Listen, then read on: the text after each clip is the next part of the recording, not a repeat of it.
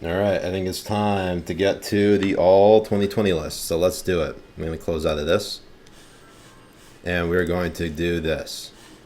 So this is an all. This is a the 69 worst tweets of the year. Okay. I don't know if you can see as well, but I will post this on. It's going to be a little difficult to post on Patreon. So what I'm going to do is I will post the link to the tournament first, but you will have a definitive ranking of the 69 worst tweets of the year. Okay. And I'll try to include explainers for them, but at the very least, you'll get to see each individual tweet, its nomination, and hopefully I can get to explainers a little later on. Okay. Scott Galloway. This is back right before the election. Tweeting, whenever I do this, I think of Flight 93 during 9/11. How did the passengers decide whether to rush the cockpit slash hijackers and attempt to retake control of the plane? They voted. So, think about it. This is the 69th worst tweet of the year, okay? It gets worse from here on out. All right. Kyle Griffin, number 68. If I can pull up the tweet, I will. A lot of them are deleted, so that's why I have the imagery on there. Okay? So, this tweet was not listed in the scope of that week because it was a prediction that was, this is something that, like, Kyle Griffin would probably take glee in thinking that Trump can't get a vaccine for the virus by this year, and then that's got to be good because that means a bad thing for him is a good thing for our side, right? So in May of 2020, Kyle Griffin tweeted, NBC fact check, coronavirus vaccine could come this year, Trump says. Experts say he needs a miracle to be right. We got a fucking vaccine just in the last month. And last month of December. And so, as a result, worthy of consideration for the All-2020 list. As you can probably see below, boom, nominated for the All-2020 list. I tweeted that December 14th. Wendy Rogers at 67. Tweeting,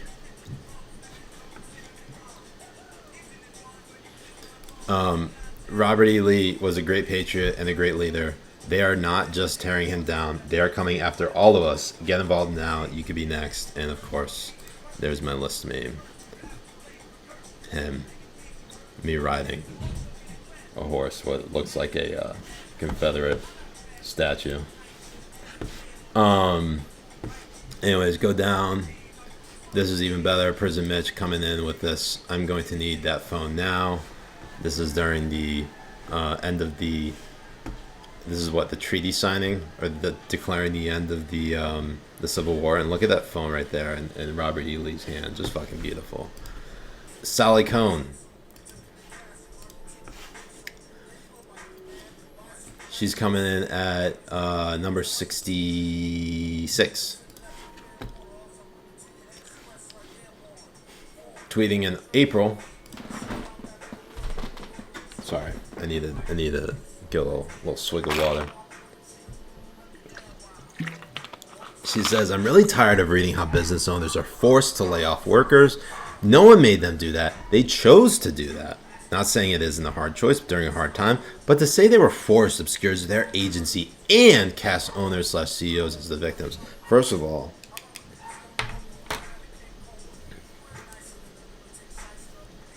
the fucking state and local governments were finding the shit out of a lot of businesses that remained open during the lockdowns.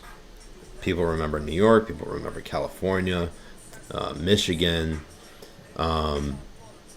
Look, some states handled it well, some states handled it poorly. And the impact of coronavirus, obviously, as everybody knows, it wasn't uniform. You simply just didn't have certain states hit as badly as others.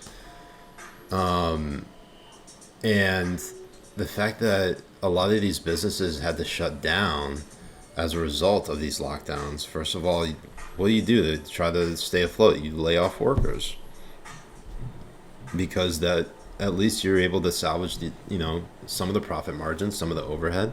As soon as you're in the negative, what is the point of keeping a business alive? You're just putting more money into it. You're paying more in rent, paying more in salary, and no one's coming in to basically whatever a frequent be a patron at your restaurant or store. So, I mean, Sally Cohn, for all intents and purposes, I think she's still a CNN contributor. Is she not? Well, she's a USA Today contributor. I mean, she's fucking well off. She's living in a fucking ivory tower right now.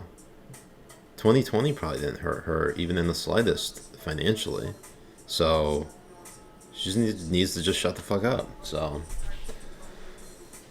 all right. Next up, we got Jim Jordan at 65, tweeting in the middle of COVID relief and the COVID stimulus talks in the last month, saying the best stimulus, a job. Yeah, he got on the list for that. It's a very dumb thing to say while people are struggling mightily in the middle of a pandemic. There aren't any jobs to be given out because all the state and local governments are shutting down a lot of these places. Where are you going to go work? A lot of people working from home, but not everyone can work from home. So Jim Jordan's tweet just comes off as insensitive and out of touch. So he's getting on the all year list. Next up, we got Marjorie Taylor Greene with this tweet saying children should not wear masks and it's unhealthy for their psychological, emotional, and educational growth.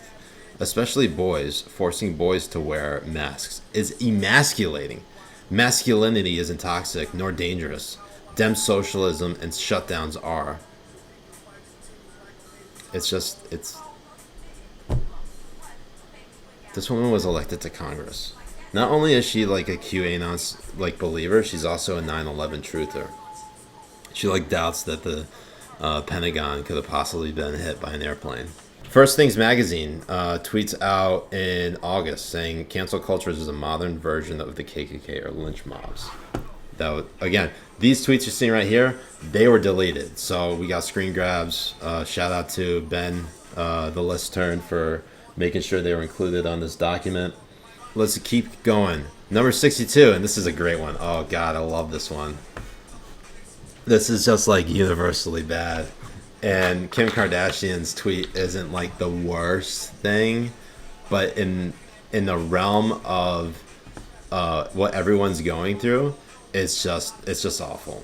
So she tweets out, after 2 weeks of multiple health screens and asking everyone to quarantine, I surprised my closest inner circle with a trip to a private island where we could pretend things were normal just for a brief moment in time.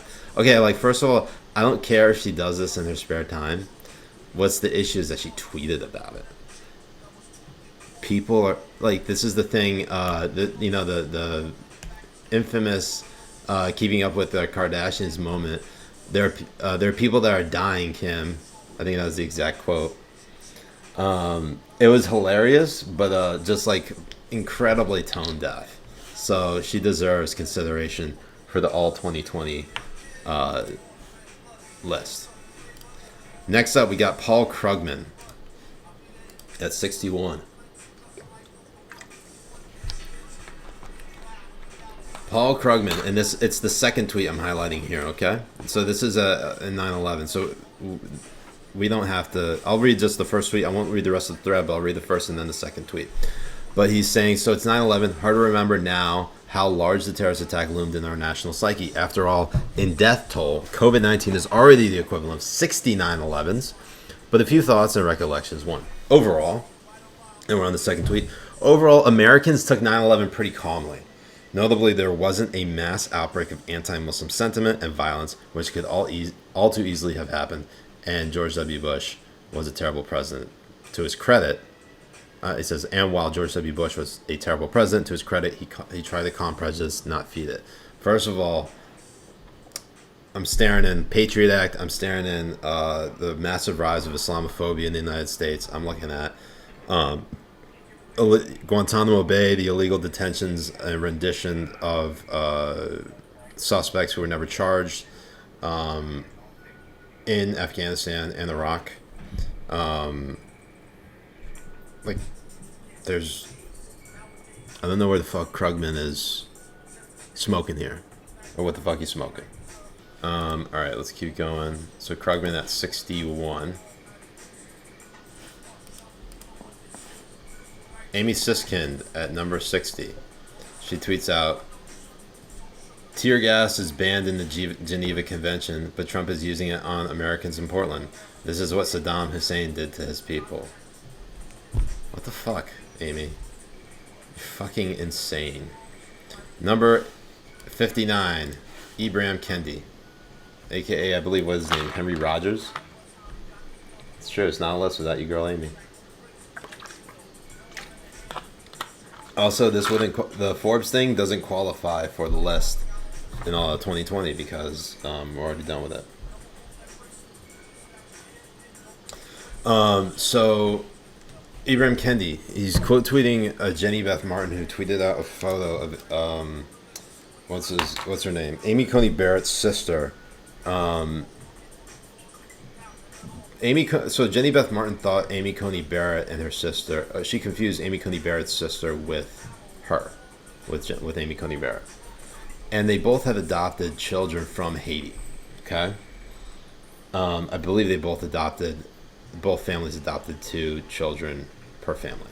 Okay, but this is what Ibram Kendi says. He says some white colonizers adopted black children. They civilized these savage children in the superior ways of white people, while using them as props in their lifelong pictures of denial, while cutting the biological parents of these children out of the picture of humanity. He made the list. I think he made number 1, either number 1 or number 2. I think it was like number 2 or number 3 on the Amy Coney Barrett list. And yes, there was a special Amy Coney Barrett list. Don Winslow, number 58.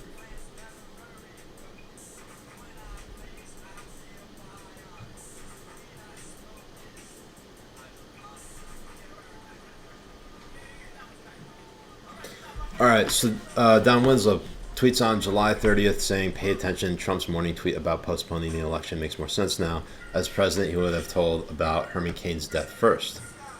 Trump knew he was responsible for Cain's death and fired off an inflammatory tweet that changed the news cycle. Believe it. God, how are these people even real? And you see, he's getting like no pushback. Except from like, oh well, he did get nominated for the list.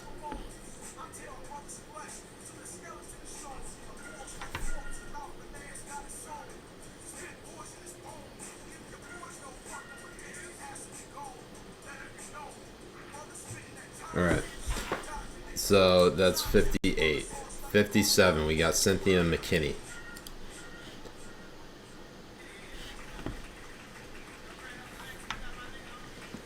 Tweeting out, so the figure wasn't 6 million after all. Oh, well, hold on, she's posting a link to Haaretz that says Nazis boasted about 6 million Holocaust victims, but it was a Jew who first, yeah, let's make sure we get the headline right.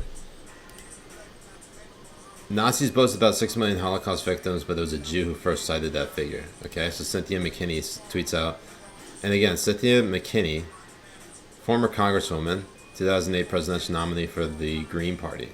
So it's not like she's a nobody, okay? She may not have a blue check, but she served as a member of Congress. So she tweets out, so the figure wasn't 6 million after all? What about those punished and even imprisoned for saying so?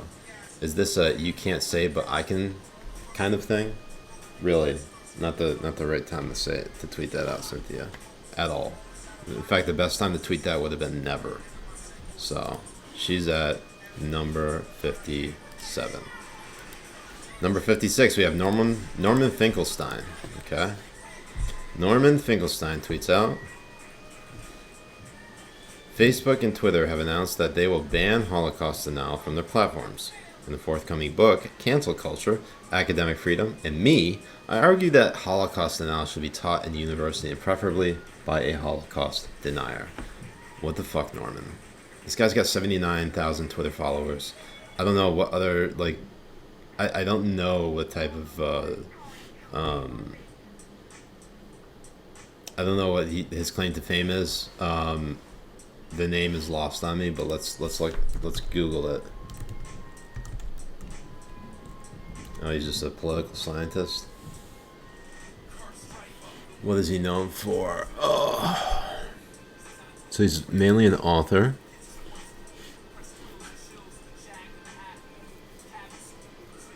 Got into a highly publicized feud with Alan Dershowitz. He was denied entry to Israel and banned from entering the country for 10 years. I don't know what he said, but it sounds like his politics surrounding the Holocaust aren't that great, so maybe he just became famous for being a piece of shit. I don't know. Oh man, if we got Ruben on the stream, that'd be fucking wild. Alright, so that's Finkelstein at number 56. Next up, we have Dean Browning at 55. Oh, this is a great one from Dean Browning. This is so good because this is one of those cases like Walmart from this week where you forget to switch accounts, okay? Then it became all this, this big thing. Ashton, in the future, submit 69 channel points when you submit a link, and I'll click on it. But I'll click on it since you're a first timer.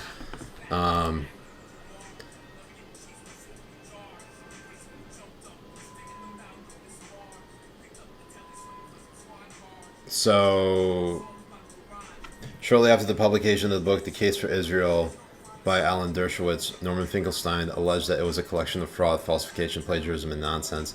Finkelstein further derided the book, remarking, "If Dershowitz's book were made of cloth, I wouldn't even use it as a schmata." What is a schmata? I guess toilet paper? It's gotta be toilet paper, right?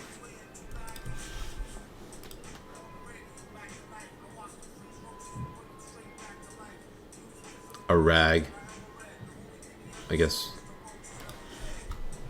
maybe it's used in toilet paper. His book is such garbage. Finkelstein charged that Dershowitz had engaged in plagiarism in his use of Joan Peters' book from time immemorial. Dershowitz denied the charges. Former Harvard President Derek Bach, following a review requested by Harvard Law School Dean Elena Kagan, determined that no plagiarism had occurred. Elena Kagan, who is now sitting on the Supreme Court. And beyond chutzpah, on the misuse of anti-Semitism and the abuse of history, published in 2005, Finkelstein aimed to debunk the case for Israel. Dershowitz had written letters to both the New Press and University of California Press to prevent its publication, claiming it contained massive libel and stating that the book should not be published. Dershowitz responded in his book, The Case for Peace, an alleged politically motivated campaign of vilification spearheaded by Finkelstein, Noam Chomsky, and Alexander Cockburn against several pro-Israeli academics. Okay, so that was the feud right there. All right, but back to Dean Browning. We have what Trump built in 4 years, Biden will destroy in 4 months. Let me zoom in and make sure you guys can see it. All right. Dean Browning gets a reply from Dunks5. You mean what Obama built in 8 years? Trump trying to take credit for the first 3 years. Trump destroyed in 3 months with help from the Trump virus. Biden now has to rid the country of the Trump virus. Stay away from drugs, Dean. You're clearly high. And this is the beauty. This is the icing on the cake right here. Dean Browning saying, "I'm a black gay guy, and I can personally say that Obama did nothing for me. My life only changed a little bit, and it was for the worse. Everything is so much better under Trump, though. I feel respected, which I never do when Democrats are involved." Fucking amazing. How do you tweet that without switching accounts? And then Dean Browning tried to play it off as like some, it was all about, he was like quoting someone else. Just fucking perfect. Next up we have Mohammed Safa at 54.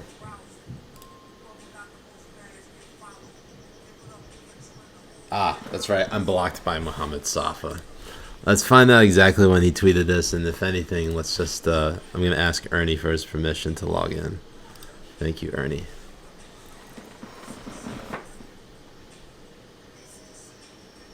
All right.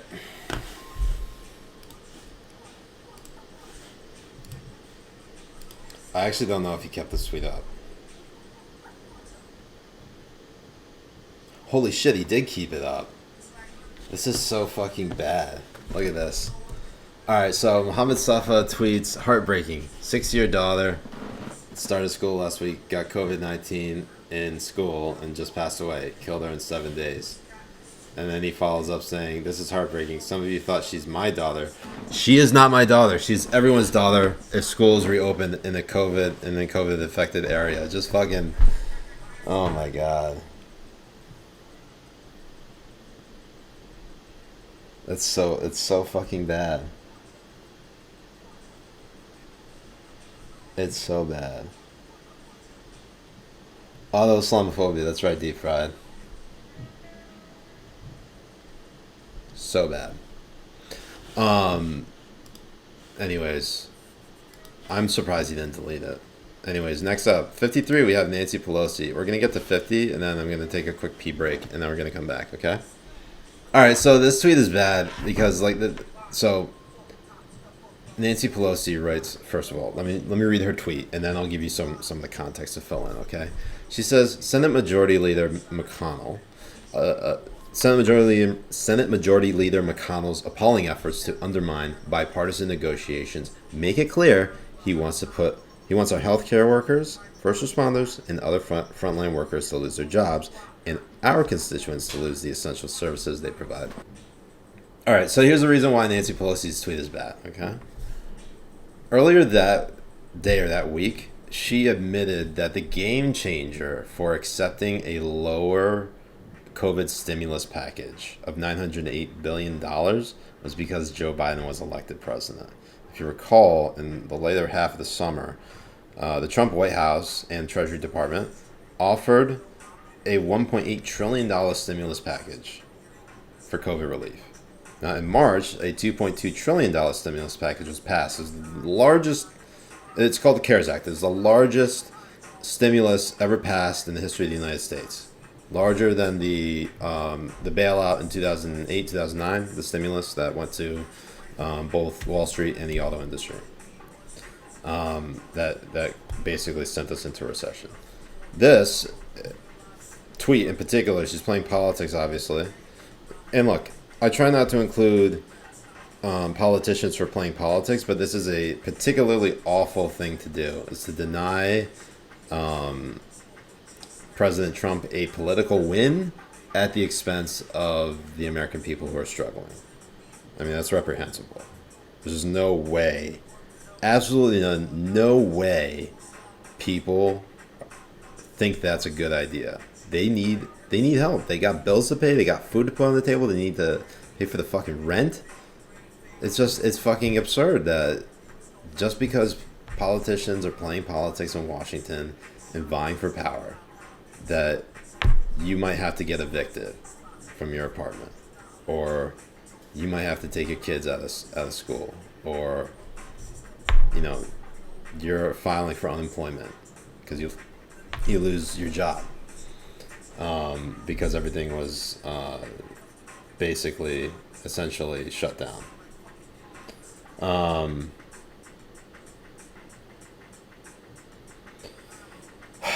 Anyways, so Pelosi's on the All-2020 list. Let's get to 52, 51, and then 50, and then I'm going to go pee, get some pizza, and I'll come back down. Number 52.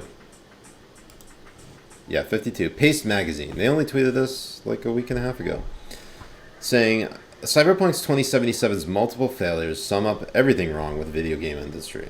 It's the game of the year in the same way Hitler was Time's Man of the Year. Guys, how many times you gotta say how many times you gotta invoke Hitler? We all know about Godwin's law. You know that the longer an internet discussion goes on, the probability of discussing or invoking Hitler approaches 1 or 100%. Just garbage. They went to it right away. 51, we have Dr. Mahathir Mohamad, who was the former, or Chedet, if you will. He was the former, I want to say, Prime Minister of Indonesia.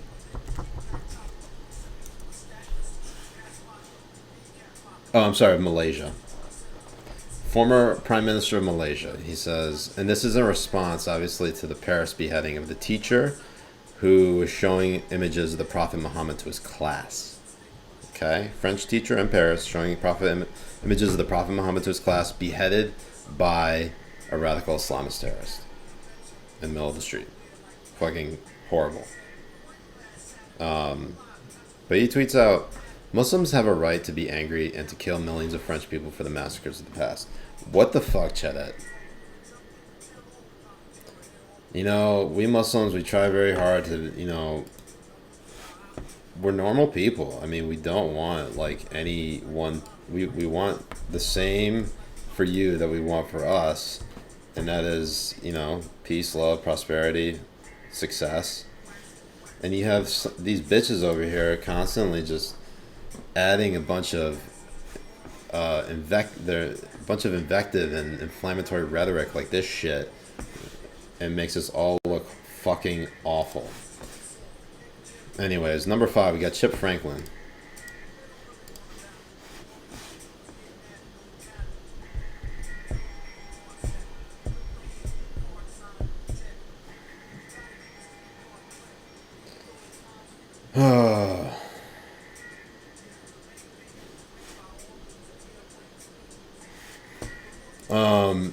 Chip Franklin tweets out, is anyone else concerned that Trump is going to manufacture a 9/11 type of attack right before the election? Seriously, chat, what the fuck? Alright, so this is Southpaw, number 49. April 6th, Dow up 6.25% on news that the Prime Minister of the United Kingdom has been moved to an intensive care unit. It's one of those things where, like, Aaron Rupar, Molly Jong Fast is like early dancing celebratory celebrations over their grave. Luckily, Boris Johnson didn't die. Number 48, Stephanie Whittles walks. Tweeting in response. Now, I don't usually post reply guys. Reply guys, they have to be, the tweet has to be so bad. This meets the standard for being really bad.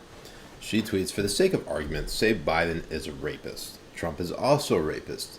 So why not vote for the rapist with the better policies? Amazing. Just amazing. Making a binary choice. Can't say, oh, let's maybe vote for an alternative to the two rapists. All right. Moving on from 48, we have Wiley, CEO, at 47. Now, Wiley, CEO, I guess he's a rapper.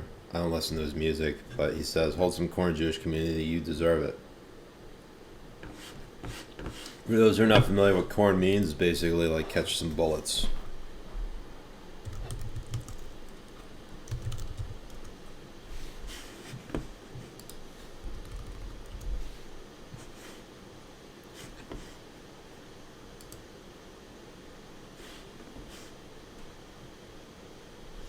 Commonly used by London gangs, according to Urban Dictionary.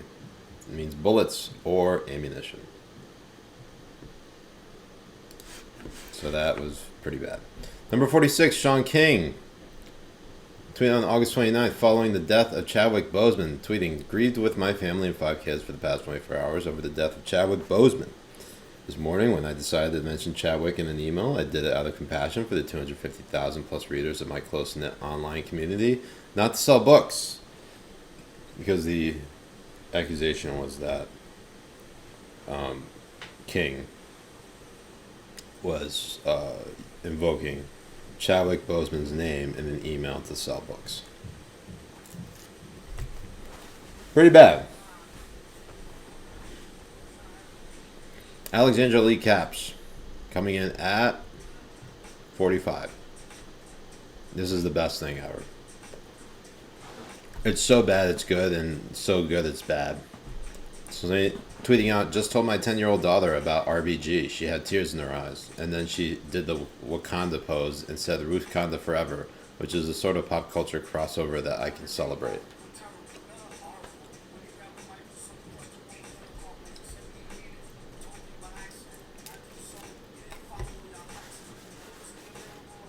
Just amazing. Alright. That was deleted. I don't know who Alexandra Lee Caps is, but that's a viral tweet. The tweet is just that bad. It deserves to go on the list, and it did. Number 44, we got Ice Cube here.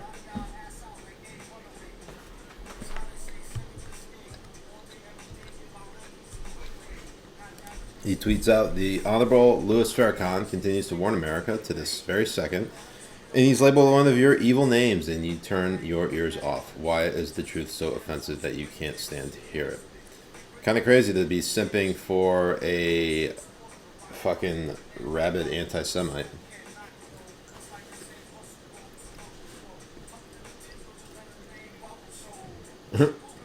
I forgot about this meme.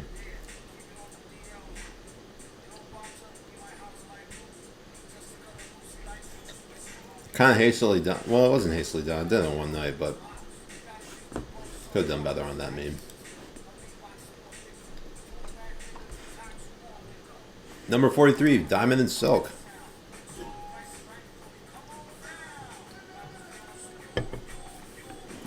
Tweeting out, if the Supreme Court can't save our republic, then where is the military? Okay, Diamond. Okay, Silk. Number 42, Wajahat Ali.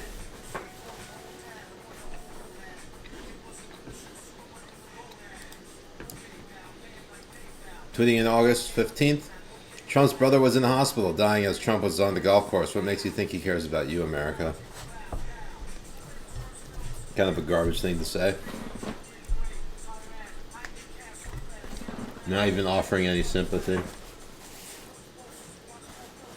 Making a political point on the back of his brother dying. Number 41, Ali A. Rizvi. Tweeting out,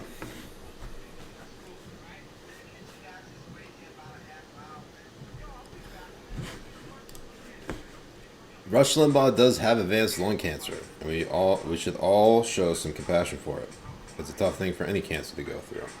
All right, so that's 41 for Ali Rizvi. At number 40, we have Jesse Kelly with this deleted tweet. A New York Post tweets out, Kyle Rittenhouse held on $2 million bail in Kenosha. This is on November 2nd, so it's the day before Election Day. To which Jesse Kelly says, but what if we need him tomorrow? Not great, Jesse. Not a great tweet. Oh, it's that first one. Okay. Emerald Robinson from Newsmax, who was formerly at One American News, tweets out, the more you study this virus, the more you find the same name, Bill Gates. He's the second largest funder of the World Health Organization. He's building 7 vaccine labs. Fauci, Tedros, Event 201, ID 2020. Basically controls global health policy. What's the plan? Using vaccines to track people.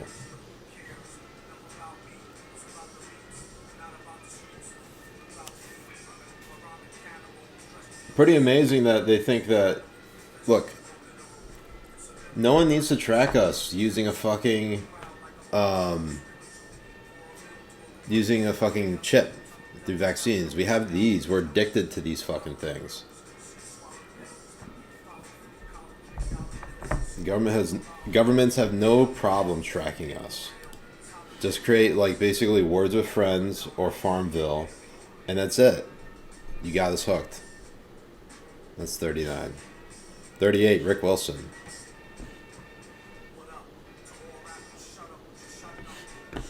Tweeting out, in response to CNN Politics, which tweeted out, First Lady Melania Trump to appear in public health PSAs on the coronavirus.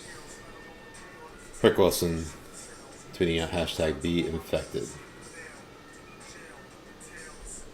Oh, nice. You can feel the chips in your veins still, Fergie? That's awesome. Welcome back, David. Thank you, JJ.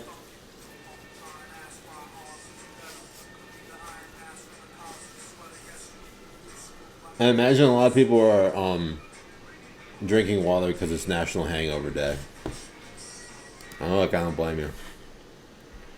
Here is number 37 from the Lincoln Project, in which they basically doxed 2 attorneys who were working on Pennsylvania election integrity. This is before Rudy Giuliani and Jenna Ellis and it all got involved. But they tweet out, here are 2 attorneys attempting to help Trump overturn the will of the Pennsylvania people. He tweets out basically their names and phone numbers and their photos and says make them famous. We blacked them out because fuck the Lincoln Project. Number 36, we have Bill de Blasio, our favorite mayor. So, April 28th of this year, or this past year in 2020. God, I keep thinking it's 2020 still. De Blasio tweeting out, "My message to the Jewish community and all communities is this simple. The time for warnings has passed. I've instructed the NYPD to proceed immediately to summons or even arrest those who gather in large groups. This is about stopping the disease and saving lives, period."